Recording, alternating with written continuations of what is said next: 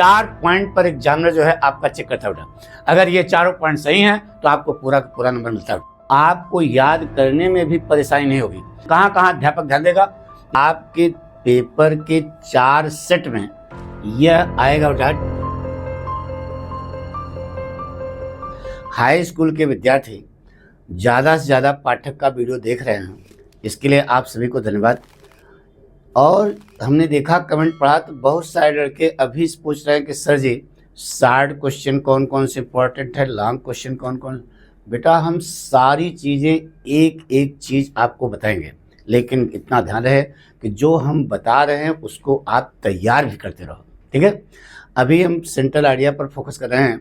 आपको हमने 3 central idea बताया था, जिसमें एक आपका यहाँ पर हम बताने जा रहे हैं बेटा, ठीक है।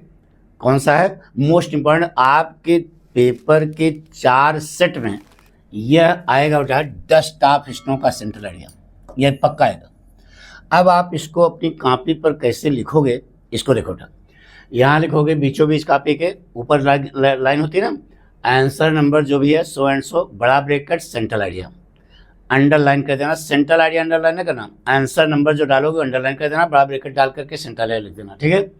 इसके बाद इधर लिखना the poem, dust of snow, the poet Robert Frost, ठीक है। अब सेंट्रल आइडिया माने जानते हो बेटे, अरे अभी छोटे बच्चों का, सेंट्रल माने केंद्रीय और आइडिया माने विचार, यानी कि पूरी कविता का निचोड़ क्या है यह आपको बताना है, ठीक है। तो बहुत सरल भाषा में, पाठक की भाषा बहुत सरल है बेटा, आपको याद करने में भी परेशानी नहीं होगी और आज ही इसको याद कर लो, ठीक है।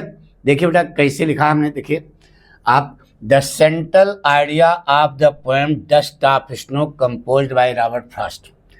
रॉबर्ट फ्रॉस्ट के द्वारा रचित डस्ट ऑफ स्नो कविता का सेंट्रल आइडिया यह है कि क्या है कि स्मॉल, देखो बेटा यहीं से अंडरलाइन होगा, small incidents can change our mood and outlook towards life.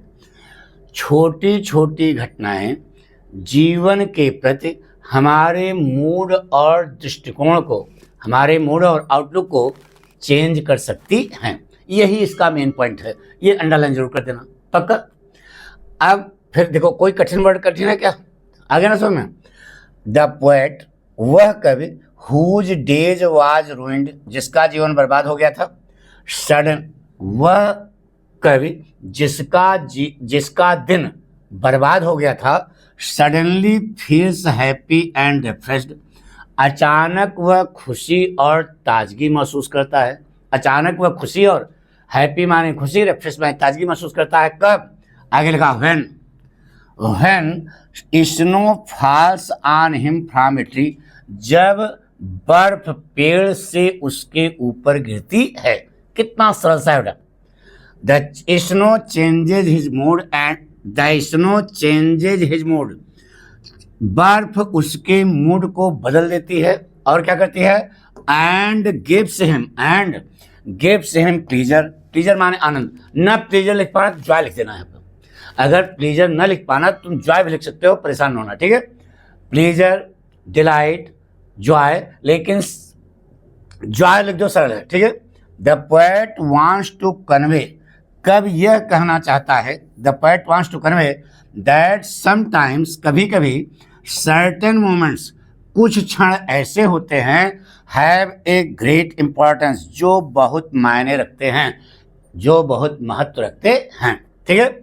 अब देखो बेटा कविता आपको पढ़ाती क्या है, इट टीचेज अस, यह कविता हमें पढ़ाती है कि, अंडरलाइन रहेगा, even little things in nature, प्रकृति की छोटी छोटी वस्तुएं भी, प्रकृति की नान वस्तुएं भी, छोटी छोटी वस्तुएं भी, कैन ब्रिंग, ले आ सकती हैं क्या, होप एंड पॉजिटिविटी, आशा और सहजता हमारे अंदर पैदा कर सकती हैं।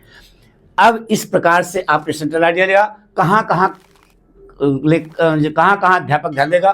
देखिए बेटा पाठ का नाम, लेखक का नाम बिल्कुल सही होना चाहिए, और ये जो पहला सेंटेंस आपने सेंट्रल आइडिया क्या है, ये आपने एक लाइन जो लिखा यह बिल्कुल एक्यूरेट होना चाहिए, बिल्कुल सही। और लास्ट स्पेलिंग वगैरह देख लेना, और ये लास्ट में जो ये निचोड़ निकाला कि it teaches us that even little things in nature can bring hope and positivity, यह भी मोस्ट इंपॉर्टेंट है, ये इतना अंडरलाइन कर देना।